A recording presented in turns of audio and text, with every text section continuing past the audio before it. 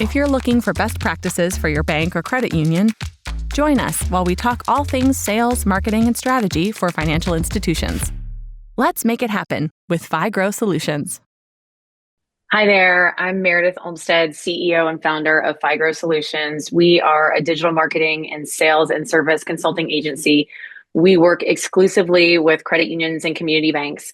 And I am here with Sophie Bawany. Sophie is, I'm not even sure what Sophie's title is anymore. Sophie is like she's a digital marketing specialist, but also our social media guru and like our driving your customer age and member audience age down, basically. Like she is like our youth specialist, if you will, although she's older than she looks, but I won't tell if you won't. So say hi, Sophie. Hi, guys. So Sophie is also kind of like our early innovator, if on our team, if you will. And she does a lot of work with social media. So that's always kind of like an innovation, like ahead of the game. If you're going to stay ahead of the game in social media, you have to kind of be an early adopter, is what you tend to call them.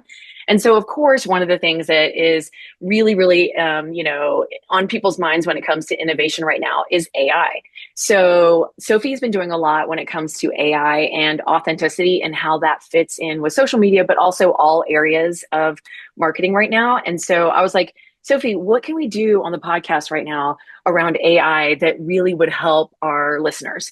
And so she came up with an amazing topic and I said, all right, let's hit record. Let's hear it. So what are we talking about today, Sophie? We're talking about how to use AI automation without losing yourself and the human touch that makes your content relatable and create that engagement that we're looking for. Okay, so the first thing is everybody is so worried that AI is going to take your job. And what I can say about this, and I wasn't worried about this. I was like hoping that I could like put my head down and just like power through until I could retire in like 5 to 10 years, right?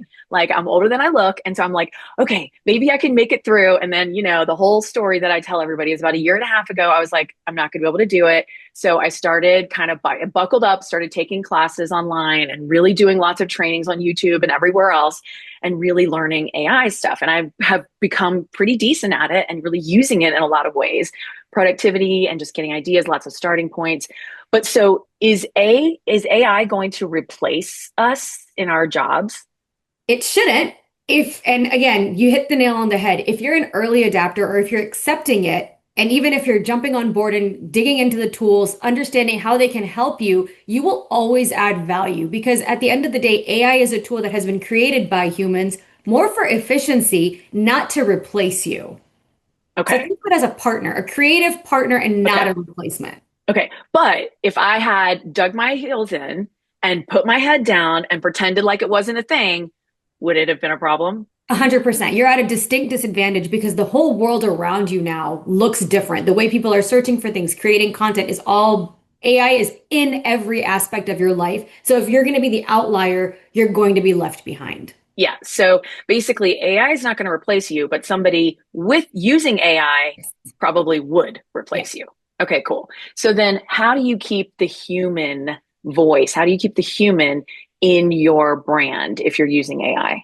So you can use AI kind of as your brainstorming partner. Use AI as your base just to get the ball rolling. I would never 100% leave any content creation ideas or actual scripting to AI because again, it's based on the content it's being fed. Use it to generate a bunch of topics or use it to look at pain points and let it do the grunt work, but the actual issues that are localized to your market, that's what you come in with. You come in and actually finesse it. You use the right tone.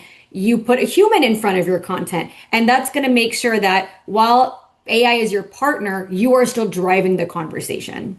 Yeah. And so it's not the finished product. You start with AI, you never finish with AI. Never. And that's where like, even it's so funny, like in, when we're hiring, and you come to like, say you give somebody a question and you give them some time to work on it. You can always tell when they feed back an answer and it feels a little robotic or like it lacks an emotional flair or it lacks any mistakes. Yeah. Like any mistake at all. You can tell, maybe this wasn't actually done by a person. There's no real feel of of like an actual human that might have had like a little bit of a misstep, or like any grammatical error or any feeling, or there's no emotion to it. So you want to make sure that it actually has to feel like a person wrote it. Okay, cool.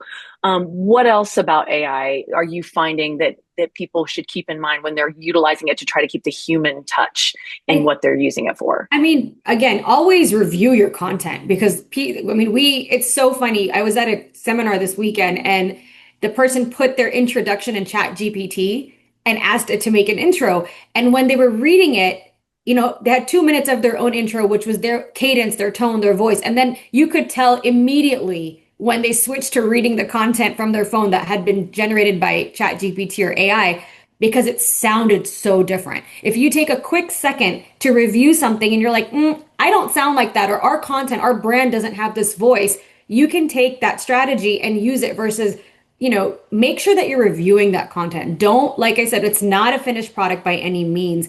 And make sure that you're adding that emotion and keeping it consistent. You need to consistently, if you're going to use AI for topic generation, the more you feed it, it's going to give you better results. So you use the tool to your advantage.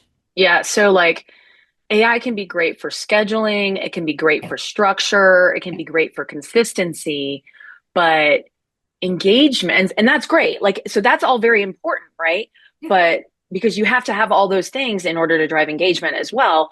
But it's quality over quantity in 100%. a lot of cases. Like you tell our clients all the time that around social media nowadays.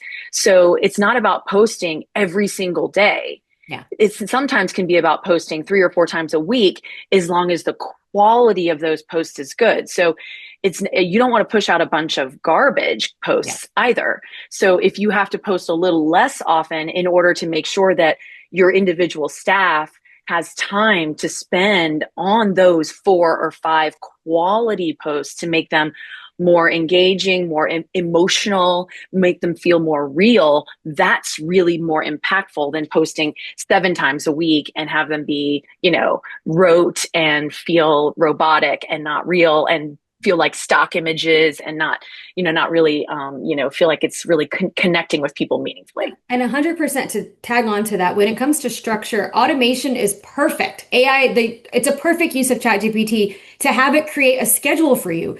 You can have ChatGPT make your schedule, but then actually creating the content, you still need those people for the emotions. So you can say, hey, analyze social media SEO, best time for me to post based on my industry. Perfect. Gotcha. Perfect prompt. And ChatGPT will say, okay, Wednesdays, Tuesdays, and avoid Fridays. Okay, now you have an idea of how your schedule is going to look for the month. Now you can go about creating the content. So automation is fantastic, and it's a great way to use AI. Nice. And I like the idea of being transparent about using AI. So like even making a joke about it, or like being funny about it. We have that. So we have a client that actually has an avatar that talks or whatever. Obviously that's not real. That's not like a real person. So it's kind of funny. They actually almost like are leaning into the idea that this is like a fake person giving financial advice in a way. They're almost like, it's almost like a shtick, if you will, or like so your financial advice is coming from this avatar AI person. We can make it kind of like feel almost robotic, almost so robotic that it's a joke in a way, but then make the funny stuff come from the real people, like in more of a human kind of way. And also, when you're talking about AI, it's all about social media, and content creation is all about how you frame the story, right? It's storytelling. So you can take, almost like PR, you can take a negative or something that's scary and spin it to where it's positive. So if you say, hey, we're on board with smart content and using AI because we want to get rid of the mundane stuff so we can connect with you. We can spend more time creating relationships with you. And you turn it back to how you're using it as an efficiency tool, and you're saving that capacity to put back into the community, putting it back into product services. That's a great way to be transparent and be like, yeah, we're using AI, but don't worry, it's so that we can be there for you as people, and we're not replacing our services with robots. People would love it, and it would resonate. Yeah, that makes sense. Awesome. Well, thank you, Sophie. I appreciate this. Is great. Great tips for like really not even just, you can't, so you're not going to whitewash it. You're not going to pretend like you're not doing it. You're not going to try to put it behind the scenes. Really lean into the idea that, hey, this is going to make what we're doing better. It's going to make you more efficient. It's going to make what you're doing, more real, because you can take some of the monotony out of it and really lean into the real part of it, and really lean into like the authentic part of it, and put yourself into the parts that matter the most. So I love this idea. I love these tips. Thank you so much. I appreciate your time. If you're interested in learning more about digital marketing for your bank or credit union, please visit us at figrow.com. We have lots of other great podcasts, blogs, case studies. So we'd love for you to come over and visit us and join our list. And otherwise, let's just all get out there and make it happen.